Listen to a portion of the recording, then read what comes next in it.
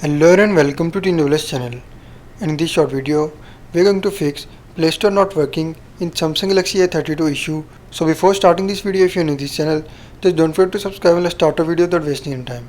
So to fix Play Store not working or not downloading applications issue, first of all you just need to go to settings and then follow every step as I am showing you in this video. Hope so this will fix your issue.